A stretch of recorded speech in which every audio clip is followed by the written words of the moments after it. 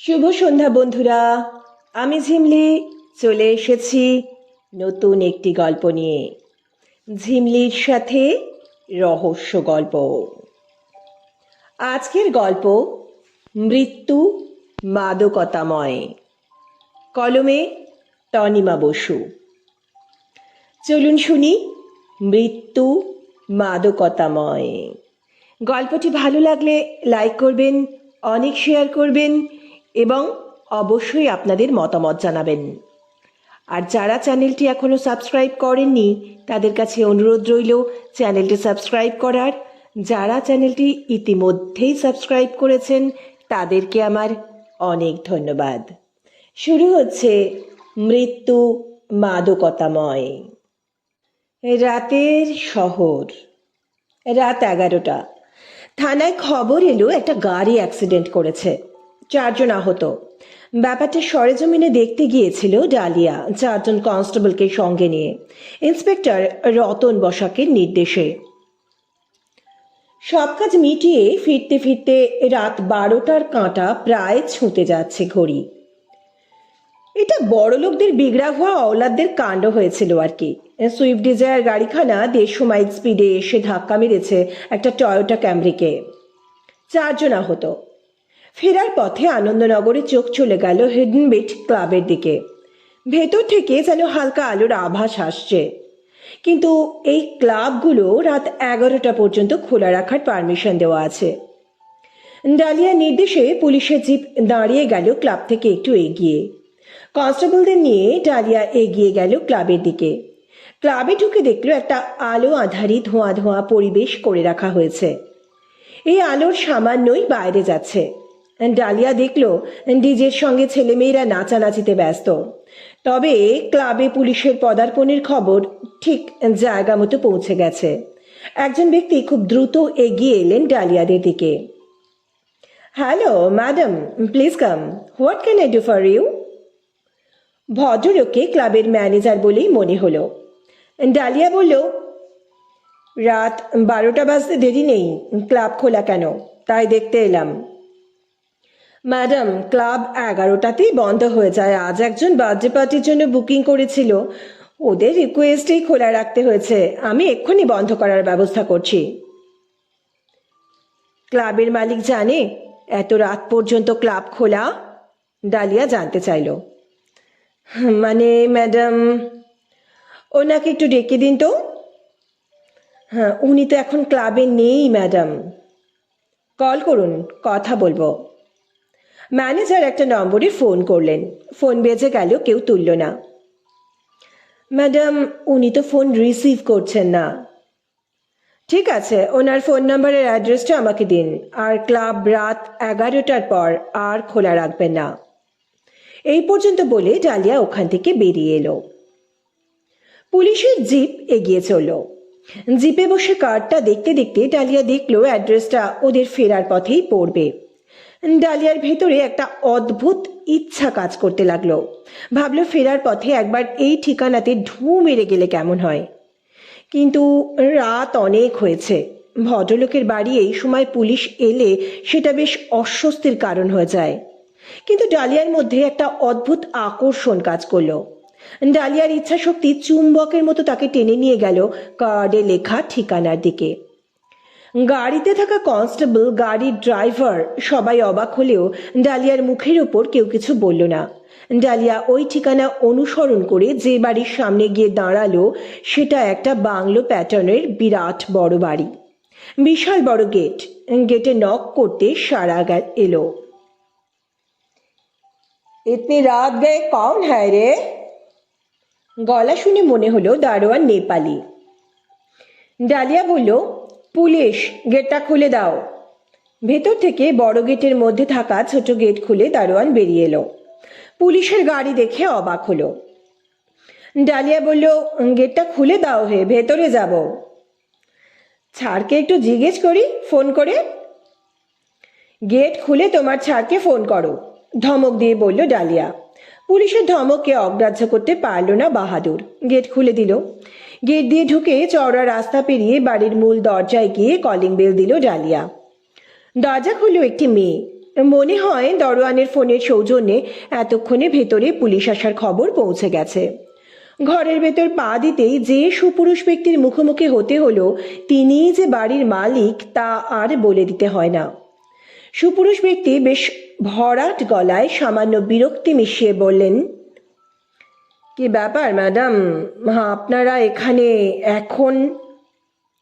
গলাটা শুনে ডালিয়ার মনে হলো না ভদ্রলোকের গলা ঘুমে জড়ানো। অবশ্য রাত 12:30টাতে সবাই ঘুমোয় না, ঘুমানোর সময় ম্যান টু ম্যান ভ্যারি করে। ডালিয়া জিজ্ঞেস করল, আপনি হিডেন বিউটি ক্লাবের মালিক মিস্টার অনিন্দ রায়? হ্যাঁ।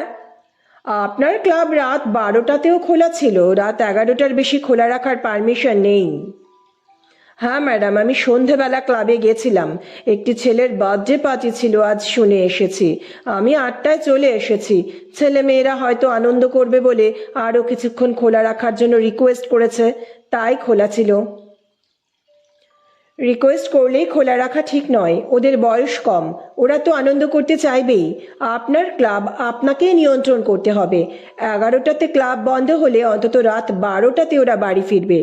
দিনকাল ভালো নয়, এই বয়সী ছেলে মেয়েদের এত রাতে বাড়ির বাইরে থাকা ওদের পক্ষে সেফ নয়।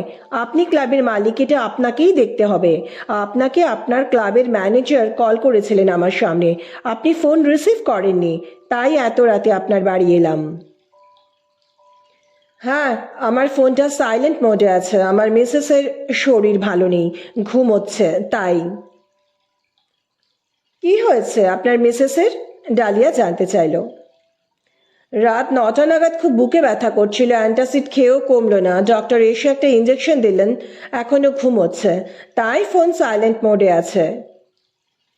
ও আচ্ছা, সরি টু ডিস্টার্ব ইউ।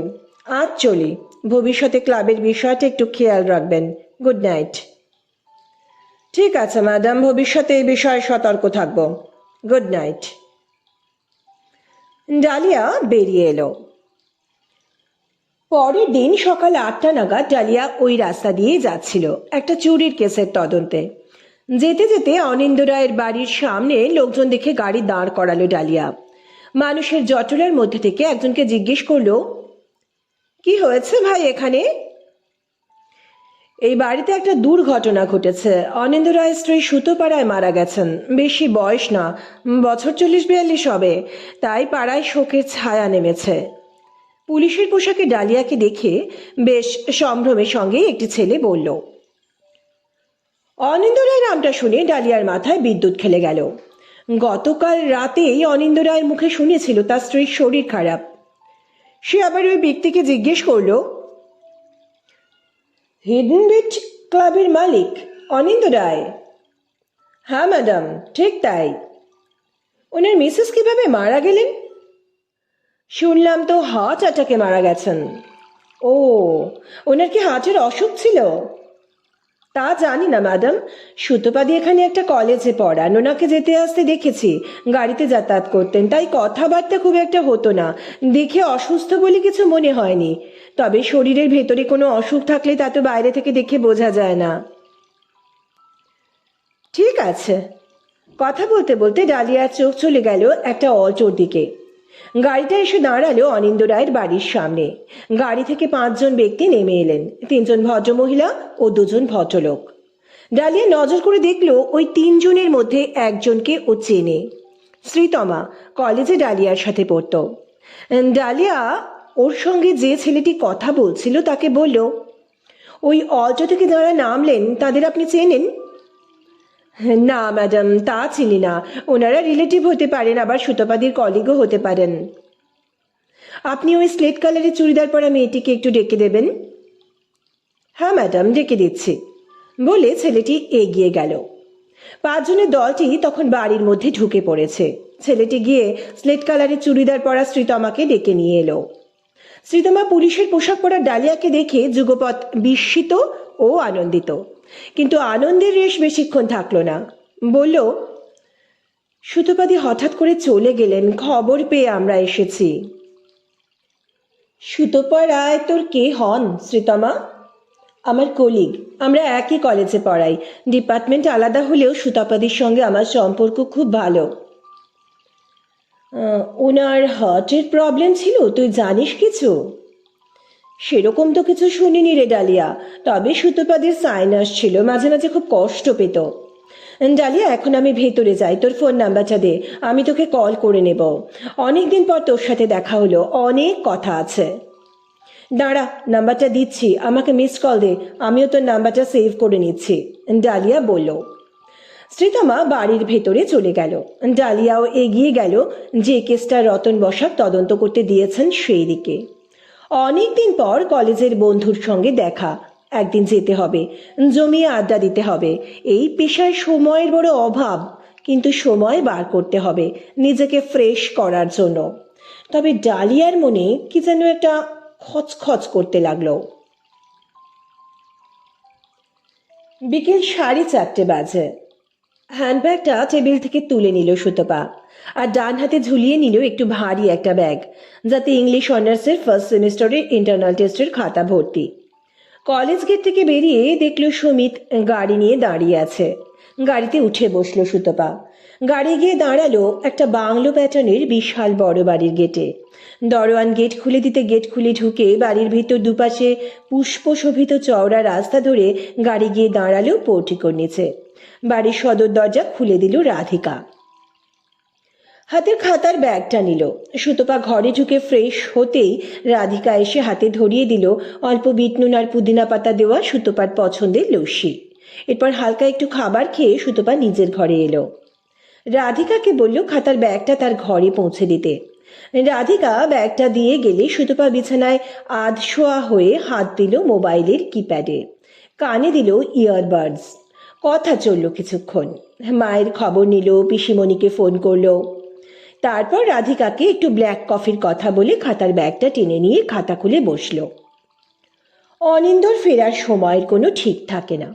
একটা নাইট ক্লাবের মালিকানা আছে অনিন্দর, ট্রান্সপোর্টের বিজনেসও আছে, আবার সাথে কনস্ট্রাকশনের বিজনেস। সকাল 9টাতে ব্রেকফাস্ট করে সেই যে বেরোয় ফেরে রাত্রে, মাঝে মাঝে অবশ্য রাত 8টাতেও চলে আসে। আগে সন্ধেবেলা ফিরলে নিজের হাতে কফি করে খাওয়াতো সুতপাকে। দারুণ কফি করে অনিন্দ। সুতপার মনে হয় এত ভালো কফি আর কোথাও খায়নি। মাঝে মাঝে ইচ্ছে করে অনিন্দর হাতে করা কফি খেতে, কিন্তু অনিন্দ টায়ার্ড হয়ে ফেরে, তাই আর বলা হয় না। আজকাল যেন বুঝে উঠতে পারে না অনিন্দকে। কাজের মধ্যে একেবারে ডুবে গেছে মানুষটা। ওদের একমাত্র ছেলে অর্ক দেরাদুনে একটা স্কুলে ক্লাস 6-এ পড়ছে। রাত 9টায় সামান্য ডিনার করে রাত 10টায় 1 কাপ উষ্ণ দুধ খায় সুতপা। তারপর সুতপার ঘরের দরজা বন্ধ। রাত জেগে খাতা দেখলে বা পড়াশোনা করলে রাধিকাকে বলে ফ্লাস্কে ব্ল্যাক কফি রেখে দেয় সুতপা। এই হলো সুতপার রুটিন। ভোর 5টা। অনিন্দ 4:30-তে ঘুম থেকে ওঠে। ফ্রেশ হয়ে তারপর বেরোয় গাড়ি নিয়ে। ভোরবেলাটা নিজেই ড্রাইভ করে অনিন্দ, ভালো লাগে। ফিরতে ফিরতে বেলা 8টা। তারপর স্নান সেরে ব্রেকফাস্ট করে বেরিয়ে পড়বে। প্রথমে যাবে কনস্ট্রাকশনের অফিসে, গিয়ে কথাবার্তা বলবে ওখানকার সাইট ইঞ্জিনিয়ার থেকে শুরু করে অ্যাকাউন্ট্যান্ট, স্টোর কিপার, সব স্টাফদের সঙ্গে। কাজ ঠিকঠাক চলছে কিনা বুঝে নিয়ে চলে যাবে ট্রান্সপোর্টের অফিসে। ওখানেই মোটামুটি সারাদিন থাকে। বিকেল 5টার পর চলে যায় নাইট ক্লাবে। যদিও পার্সোনালি অ্যাটেন্ড করতে হয় না অনিন্দকে, ম্যানেজার অলোক সুন্দরভাবে ম্যানেজ করে নেয় পুরো ব্যালেন্স করে। বার অ্যাটেন্ডেন্স আর বাউন্সারদের সঠিক সময় সঠিক জায়গায় সঠিক ব্যবহার করে। কিন্তু ব্যবসাতে দক্ষ যে কোনো ব্যক্তি জানেন ব্যবসাতে লাটাইটা নিজের হাতেই রাখতে হয়। নিজের ব্যবসা নিজে ঠিকঠাক বুঝে না নিলে ব্যবসা নষ্ট হয়ে যায়। নাইট ক্লাব থেকে বেরিয়ে আসে 8টার পর। তারপর অলোকই ম্যানেজ করে। স্পেশাল দিনগুলিতে অনিন্দ ক্লাব বন্ধ হওয়ার পরে বেরোয় রাত 12টার পর, যেমন ক্রিসমাস, ইংরেজি নতুন বছর বা সেরকম বিশেষ কেউ যেদিন ক্লাব বুক করে সেদিন। সুতপাদি, তোমার সেকেন্ড পিরিয়ড অফ তো, তুমি বসো, আমি চট করে ক্লাস নিয়ে আসি। সুতপা অন্যমনস্ক হয়ে কিছু ভাবছিল আজ। শ্রীতমার কথায় চিন্তার জাল ছিঁড়ে বাস্তবে ফিরে এলো। দেখলো প্রফেসর রুমে 2-1 মোবাইলে ব্যস্ত, বেশিরভাগই ক্লাস নিতে চলে গেছে। শ্রীতমা ক্লাসে যাওয়ার আগে বলে গেল, ডিপার্টমেন্ট আলাদা। শ্রীতমা অর্থনীতি পড়ায়। মেয়েটাকে বেশ ভালো লাগে সুতোপার। শান্ত, কম কথা বলে, উচ্ছ্বাসের বহিঃপ্রকাশ সীমিত, কিন্তু সুতোপাকে কোনো কারণে বেশ পছন্দ করে। ওর সঙ্গে অনেক মনের কথা শেয়ার করে সুতপা। শ্রীতমা মন দিয়ে শোনে, সেগুলো গোপন রাখে, প্রয়োজনে পরামর্শ দেয়। সুতপার কলেজেও বেশ মেন্টাল প্রেশার যাচ্ছে। ওদের ইংলিশ ডিপার্টমেন্টের এইচওডি রিটায়ার করবেন। এইচওডি কে হবে এই নিয়ে ডিপার্টমেন্টে একটা চাপা উত্তেজনা। বিপাশাদি বয়সে শ্রীতমা থেকে বড়, কিন্তু যোগ্যতার বিচারে সুতপা এগিয়ে। স্টুডেন্টদের কাছেও সুতপা বেশি প্রিয়, তাই এই ব্যাপারে একটা অনিশ্চয়তা কাজ করছে পরবর্তী ডিপার্টমেন্টাল হেড কে হবে। কিন্তু এই নিয়ে বিপাশাদি মাঝে মাঝে বিশ্রী সিন ক্রিয়েট করছেন। প্রফেসররাও এই নিয়ে দুটো দলে ভাগ হয়ে গেছে। আজ কলেজে ঢোকার পর প্রফেসর রুমে বিপাশাদি কিছু প্রফেসরের সঙ্গে বসেছিলেন। সুতপাকে দেখে বিদ্যের দৌড়, বিদ্যের জাহাজ, এইসব মন্তব্য ছুঁড়ে ছুঁড়ে দিলেন। নিজের ডিপার্টমেন্টে এসব নোংরামো সুতপার ভালো লাগে না। সকালবেলায় মনটা খারাপ হয়ে গেল। শ্রীতমা ওকে সাবধান করে বিপাশাদি নাকি মোটেও সুবিধার মানুষ নন। তিলকে তাল করতে ওনার জুড়ি মেলা ভার। ওনার নাকি কোনো একটা পলিটিক্যাল কানেকশন আছে, সেই সুবাদে তিনি অনেক ছোটখাটো বিবাদকেও অনেকের অনেক ক্ষতি করেছেন। শ্রীতমা চলে গেলে সুতপার মাথায় পুরনো কিছু ভাবনা ভিড় করে এলো। এমনিতেই সকালবেলায় মনটা খারাপ হয়ে গেছে, তার উপরে কিছু মন খারাপ করা স্মৃতিচারণ।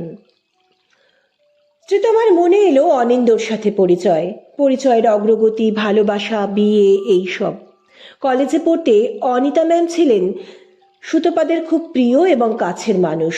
ম্যামকে ওরা মানে সেকেন্ড ইয়ারের স্টুডেন্টরা ধরেছিল কাছাকাছি বেড়াতে নিয়ে যাওয়ার জন্য। ম্যাম রাজি হয়ে গেছিলেন। সেবার যাওয়া হয়েছিল পুরুলিয়া। সুতপাকে ম্যাম দায়িত্ব দিয়েছিলেন গাড়ির ব্যবস্থা করার জন্য। একটু খোঁজ খবর নিয়ে একটা ফোন নাম্বার জোগাড় করে ফোন করেছিল সুতপা। ফোন রিসিভ করেছিল অনিন্দ। সব শুনে বলেছিল একবার নিজেরা এসে গাড়ি দেখে গেলে ভালো হয়। অনিতা ম্যামকে সেই কথা বললে ম্যামকে নিয়ে 4-5 জন স্টুডেন্ট মিলে গেছিল গাড়ি ঠিক করতে। তখনই অনিন্দর সঙ্গে মুখোমুখি আলাপ।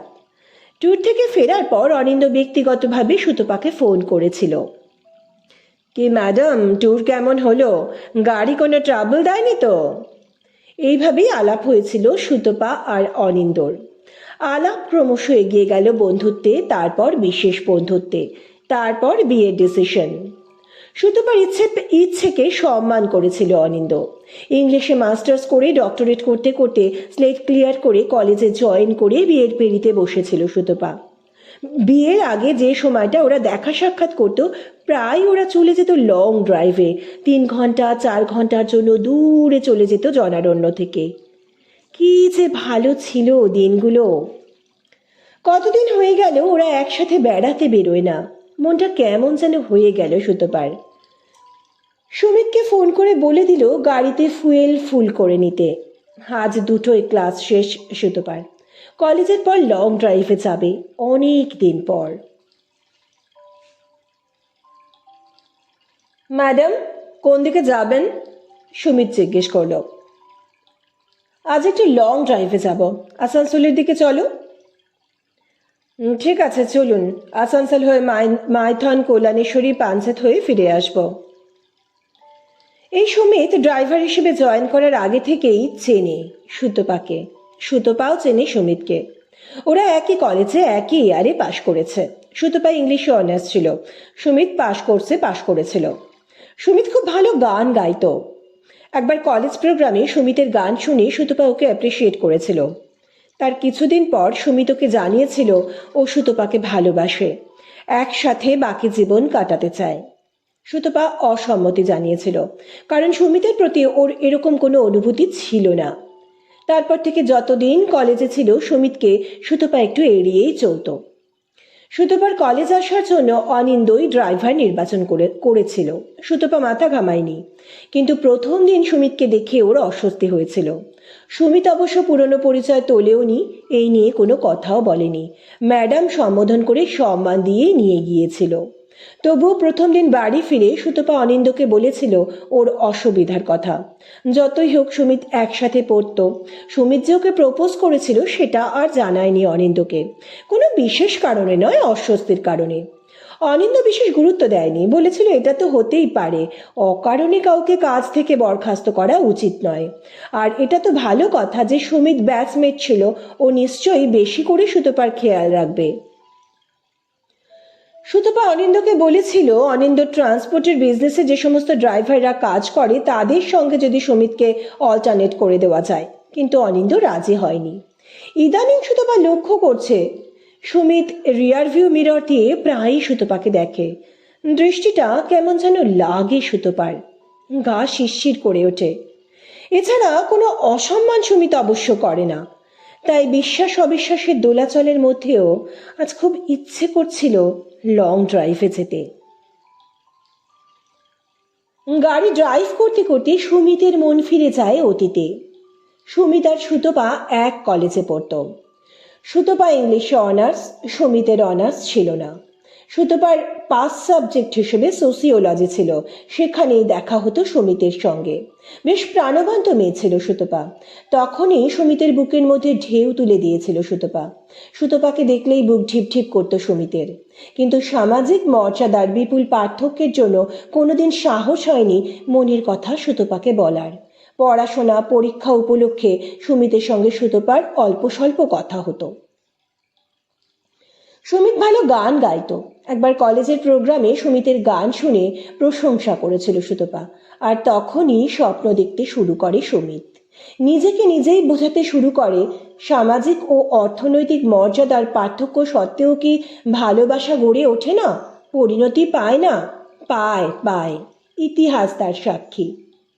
এইসব চিন্তা ভাবনা করে একদিন সাহস করে প্রপোজ করেই ফেলল সুতপাকে। সুতপা অস্বীকার করলো। শুধু তাই নয়, কলেজে সুমিতকে দেখলে অ্যাভয়েড করতে লাগলো। সুমিত সুতপাকে আর বিরক্ত না করলেও বুকের মধ্যে চাপা রয়েই গেল সুতপার প্রতি তার অনুভূতি। সুমিত নিম্ন মধ্যবিত্ত ঘরের মধ্যমেধার ছেলে। বাবা একটা দোকানে কাজ করত। মায়ের খুব ইচ্ছে ছেলে গ্র্যাজুয়েট হবে। সুমিত মায়ের ইচ্ছেকে সম্মান করে গ্র্যাজুয়েশন কমপ্লিট করেছে, কিন্তু মাথায় ভবিষ্যৎ চিন্তাও ছিল। সুযোগ মতো গাড়ি ড্রাইভ করা শিখে নিয়েছিল। যার কাছ থেকে শিখেছিল সময়ে অসময়ে তাকে সাহায্য করত গাড়ি ড্রাইভ করে দিয়ে। সেই ড্রাইভিং লাইসেন্স করে নিতে সাহায্য করেছিল। গ্র্যাজুয়েশন কমপ্লিট করার পর এটাকেই পেশা হিসেবে বেছে নেয়। না, আর বিয়ে করা হয়ে ওঠেনি সুমিতের। মা চলে গেল সুমিত নিজের পায়ে দাঁড়ানোর মাঝেই। বাবা তো আগেই চলে গেছেন। বেশ মুক্ত জীবন এখন। এক ড্রাইভার বন্ধুর রেফারেন্সে অনিন্দ রায়ের বাড়িতে দেখা করতে এসেছিল ড্রাইভারের প্রয়োজন জেনে। মাইনের অঙ্কটা বেশ মোটা। কথাবার্তার পর যেদিন প্রথম এলো জয়েন করতে, দেখলো সুতপাকে। যে ভালোবাসার উপর পলি পড়ে গেছে বলে মনে করেছিল সুমিত, সুতপাকে দেখে বানের জলে সেই পলি ধুয়ে সুমিতের ভালোবাসা আবার এসে ধাক্কা মারল সুমিতের বুকে। একবার ভেবেছিল কাজটা ছেড়ে দেবে, তারপর সুতপাকে প্রত্যেকদিন দেখার লোভ সামলাতে পারল না। এখন মনে হয় তখন কাজটা ছেড়ে দিলেই পারত। দিন দিন সুতপার প্রতি আকর্ষণ বাড়ছে, সুতপাকে কাছে পেতে ইচ্ছে করছে। সুমিত জানে এটা সম্ভব নয়। এক এক সময় মনে হয় সুতপাকে কিডন্যাপ করে নিজের বাড়িতে লুকিয়ে রাখে। আবার নিজের মনে মনে যখন কল্পনা করে সুতপা অনিন্দ রায়ের বক্ষলগ্না হয়ে আছে, তখন মনে হয় সুতপাকে একেবারে প্রাণেই মেরে ফেলে। চোখের উপর সহ্য করতে পারে না যে সুতপা অন্য কারো হয়ে গেছে। এদিক ওদিক অনেক ঘুরে সেদিন সুতপা বাড়ি ফিরল প্রায় রাত 9টায়। অনিন্দ আজ ফিরে এসেছে। সুতপা রাধিকাকে বলল, রাধিকা একটু কফি করো। দাঁড়াও, আমি করছি। অনেক দিন পর আজ বেশ জমিয়ে কফি করি, দুজনে বসে খাই। অনিন্দ বলল। আমি কিন্তু ব্ল্যাক কফি। সুতপা বলল, ম্যাডাম আজকে আমার জন্য না হয় একটু রুল ব্রেক হোক। আজকে তো মনে হচ্ছে রুল ব্রেক হয়েছে, কলেজ থেকে ফিরতে যখন এত দেরি। অনেকদিন দুজনে একসাথে বসে কফি খাই না, গল্প করি না। আজ কফি খেতে খেতে জমিয়ে গল্প করব। সুতপা আপত্তি জানালো না, বরং খুশি হলো। অনিন্দ বড় কফি মাগে কফি করে নিয়ে এলো। খেতে খেতে জিজ্ঞেস করলো আজকে সারাদিনের কথা, কলেজের কথা, কলেজের পর কোথায় গিয়েছিল, এই সব। গল্প করতে করতে কফি শেষ হলো।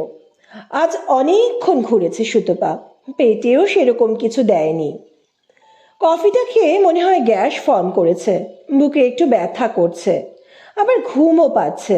অনিন্দকে বলল, জানো অনিন্দ, আমার বুকে একটু ব্যথা করছে, ভীষণ টায়ার্ডও লাগছে, আমি একটু শুয়ে পড়ি।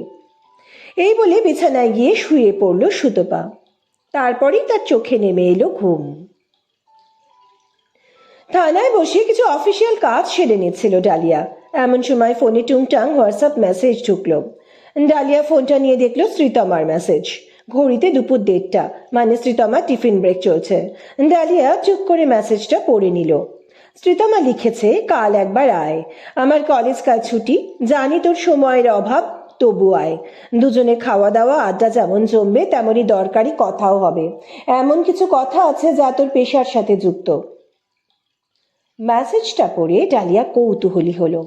ভাবলো ইন্সপেক্টর বসাকের সঙ্গে কথা বলে কিছুটা সময়কাল ম্যানেজ করতে হবে। রতন বসাকের সঙ্গে ডালিয়ার কাজের বোঝাপড়াটা খুব ভালো, আর ডালিয়াকে বড় দাদার মতোই স্নেহ করেন ইন্সপেক্টর বসাক। পরের দিন শ্রীতমার দেওয়া ঠিকানাতে পৌঁছে গেল ডালিয়া। দেখলো শ্রীতমা একটা বাড়ি ভাড়া করে থাকে, একজন স্কুল টিচারের সঙ্গে একসঙ্গে থাকে। স্কুল টিচার মেয়েটি বাড়ি গেছে, তাই শ্রীতমা এখন একাই আছে। জমিয়ে খাওয়া দাওয়া আর কলেজের স্মৃতি রোমন্থনের পর শ্রীতমা এলো সুতপার প্রসঙ্গে। বয়সের পার্থক্য সত্ত্বেও শ্রীতমার সঙ্গে সুতপার প্রগাঢ় বন্ধুত্ব ছিল। অনিন্দর সঙ্গে বেড়ে যাওয়া মানসিক দূরত্বের কথা, গাড়ির ড্রাইভার সুমিতের প্রতি কেমন একটা অস্বস্তিকর অনুভূতি, কলেজের বিপাশাদের সঙ্গে ইগো ক্ল্যাশ, সবই উঠে এলো সেই আলোচনায়। ডালিয়া জানতে পারলো ড্রাইভার সুমিত কলেজে সুতপার ব্যাচমেট ছিল। আরে জানতে পারলো বিপাশাদি ছোটখাটো বিষয় নিয়েও শত্রুতা অনেক দূর পর্যন্ত নিয়ে যান।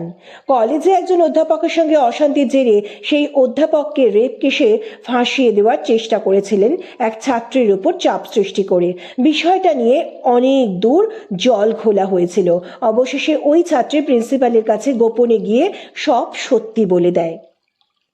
দেদার আড্ডার পর শ্রীতমার বাড়ি থেকে ফিরতে ফিরতে ডালিয়া মনস্থির করে বিষয়টা একটু খতিয়ে দেখতে হবে। যদিও সুতপার মৃত্যু স্বাভাবিক, কারো কোনো অভিযোগ নেই, তবু নিজের মনের শান্তির জন্য। পরের দিন কাজের ফাঁকে জিপ নিয়ে চলে গেল সুতপার কলেজে। প্রিন্সিপালের সঙ্গে দেখা করে ইংলিশ ডিপার্টমেন্টের বিপাশা সরকারের সঙ্গে একটু আলাদাভাবে কথা বলতে চাইল।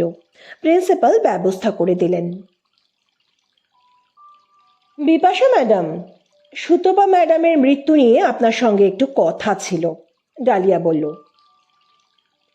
সুতপার মৃত্যু? ও তো হার্ট অ্যাটাকে মারা গেছে বলে শুনেছি। ওর মৃত্যু নিয়ে কি কোনো কথা আছে নাকি? এটা তো কোনো অস্বাভাবিক মৃত্যু নয়। সুতপার বাপের বাড়ি থেকে ওর মৃত্যুর একটা তদন্তের জন্য থানায় ডায়েরি করা হয়েছে, সেজন্যই কথা বলতে আসা।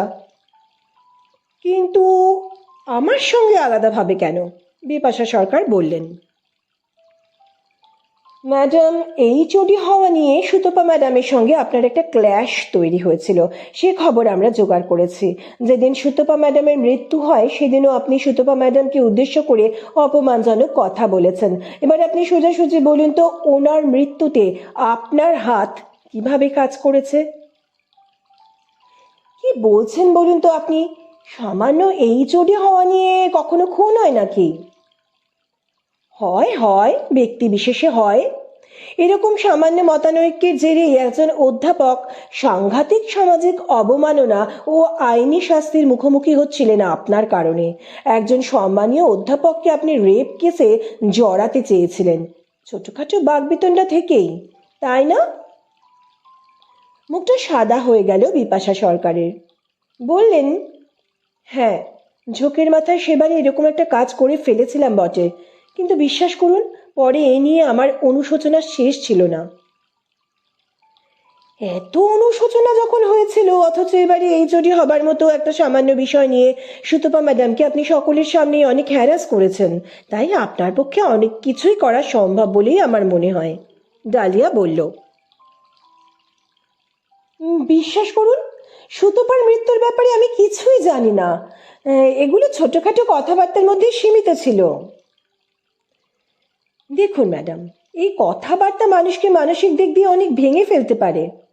আজ আসছি, তবে আপনার দিক থেকে সন্দেহের তীর কিন্তু সরছে না। খবর আছে আপনি তিলকে তাল করে নিয়ে অনেক কিছুই করেন। প্রমাণ হাতে পেলে কিন্তু আপনার সঙ্গে আবার কথা বলতে হবে। এই পর্যন্ত বলে বিপাশাকে স্থবির করে দিয়ে বেরিয়ে এলো ডালিয়া। পরবর্তী গন্তব্য সুমিত। সুমিতকে বাড়িতেই পাওয়া গেল না। অনিন্দ ওকে কাজ থেকে ছাড়িয়ে দেয়নি, কটা দিনের ছুটি দিয়েছে।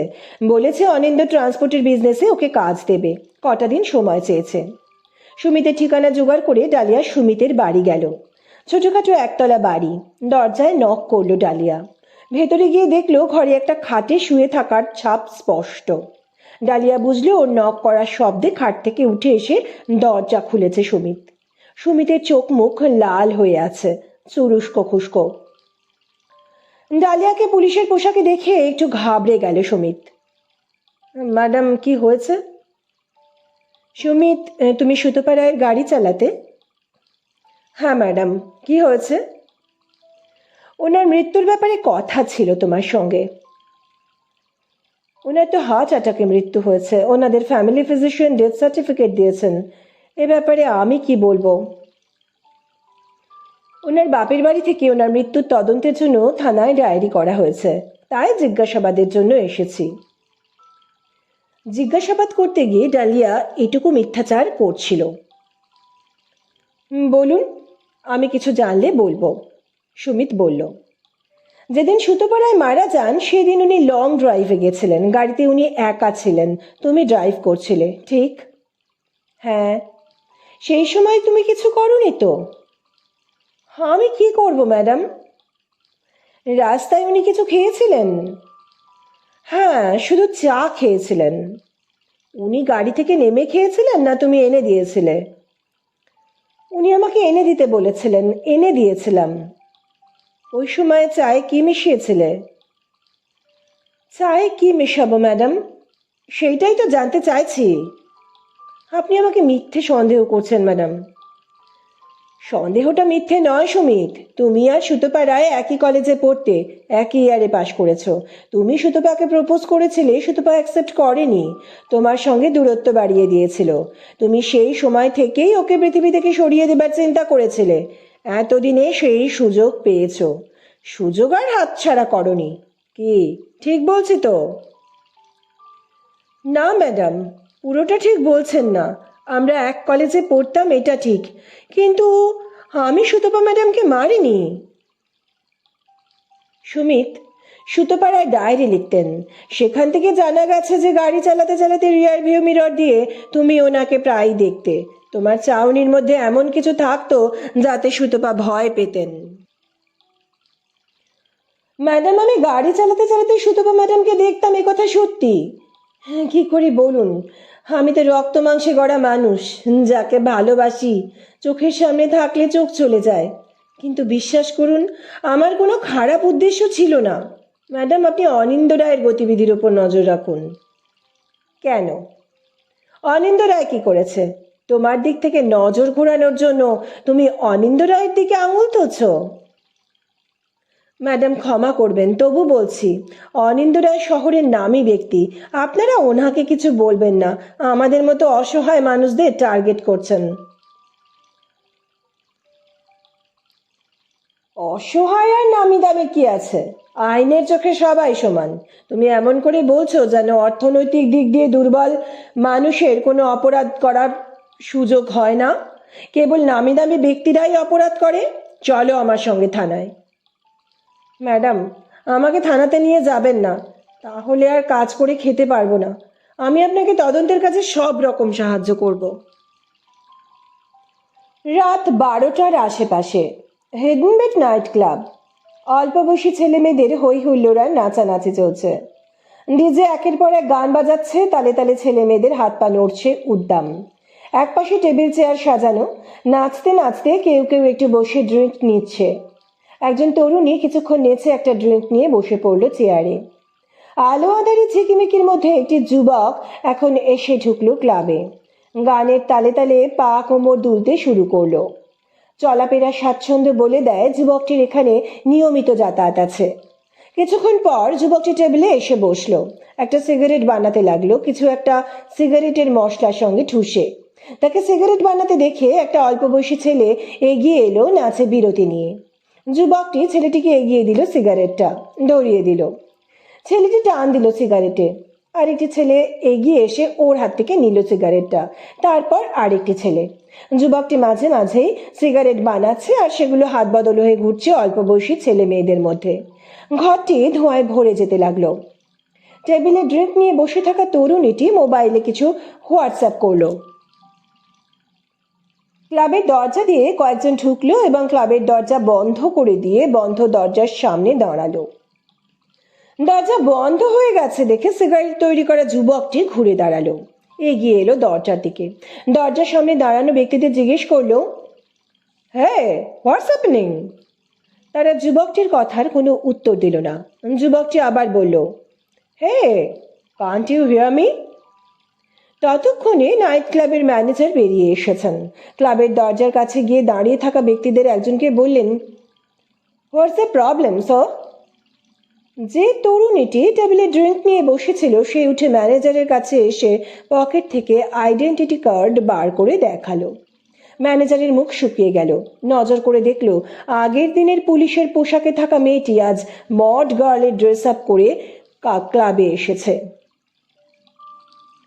চিনতে পারছেন নিশ্চয়ই?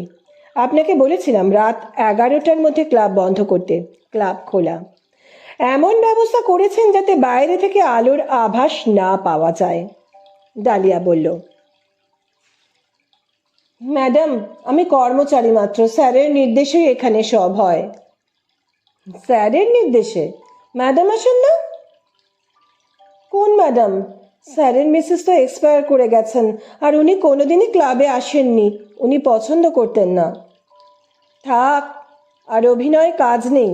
আপনি খুব ভালো জানেন আমি কোন ম্যাডামের কথা বলছি।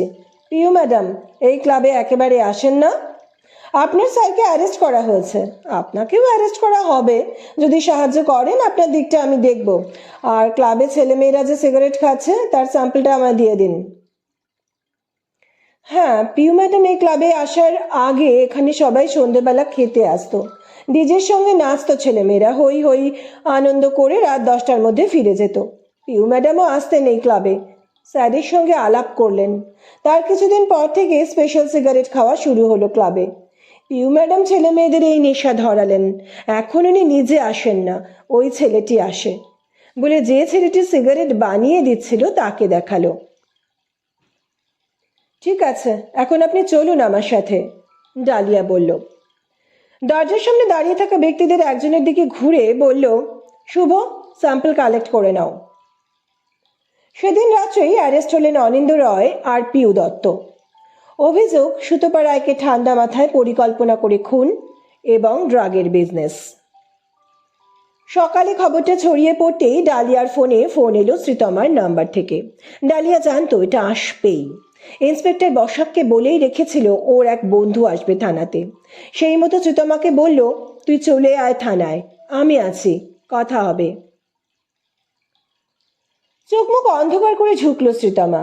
এসেই বলল, সুতপাদি খুন হয়েছে? ডালিয়া বলল, হ্যাঁ, তুই আগে বস। ডালিয়ার দেখিয়ে দেওয়া জায়গায় বসে শ্রীতমা বলল, কি করে খুন হলো? ডাক্তার তো হার্ট অ্যাটাক বলে সার্টিফিকেট দিয়েছেন। সুতপাকে কফির সাথে ঘুমের ওষুধ দিয়ে ঘুম পাড়িয়ে শিরার মধ্যে সিরিঞ্জ ভর্তি এয়ার বাবল ইনজেক্ট করা হয়েছে, তাই হার্ট অ্যাটাক করেছে। ও, এইভাবেও হার্ট অ্যাটাক হয় বুঝি? হ্যাঁ হয়। এই বাবল রক্ত চলাচলে বাধা সৃষ্টি করে। শরীরে রক্ত চলাচল ঠিক মতো না হলে হার্ট অ্যাটাক হয়, কারণ হার্ট আমাদের শরীরে পাম্পিং সিস্টেম হিসেবে কাজ করে।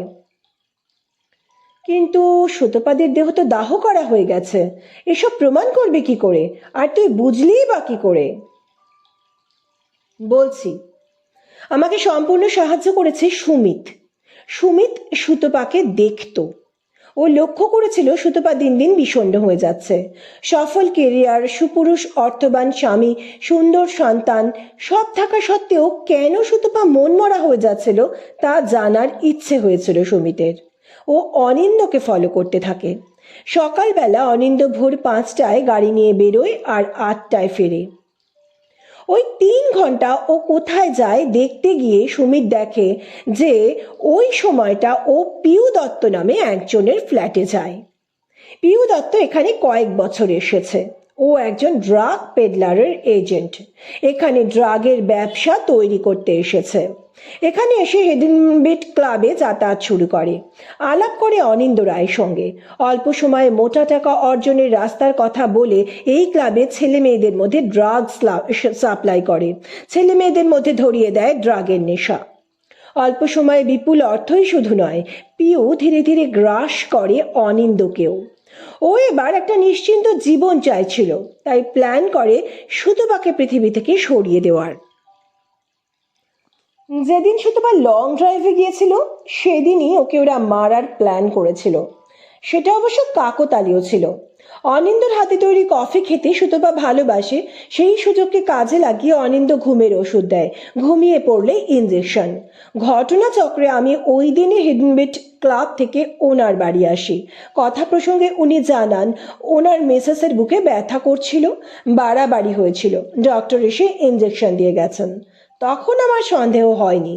সুতপার মৃত্যুর পর যখন সবাইকে জিজ্ঞাসাবাদ করছিলাম তখন সুমিতের থেকে ওদের ফ্যামিলি ফিজিশিয়ানের নাম জেনে দেখা করি।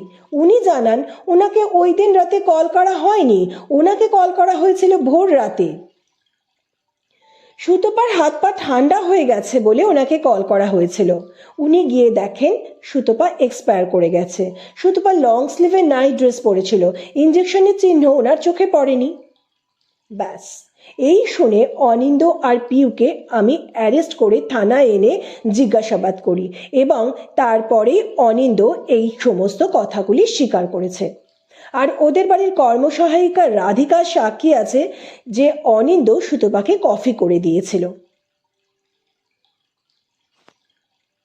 ডালিয়ার কথা যখন শেষ হলো তখন রুমাল দিয়ে চোখের জল মুছছিল শ্রীতমা। পৃথিবীতে সবাই যদি একে অন্যকে স্বার্থ ছাড়া ভালোবাসত, পৃথিবীটা বড় সুন্দর হতো। বন্ধুরা, আজকের গল্প এখানেই শেষ হলো। সুস্থ থাকবেন, ভালো থাকবেন। নমস্কার।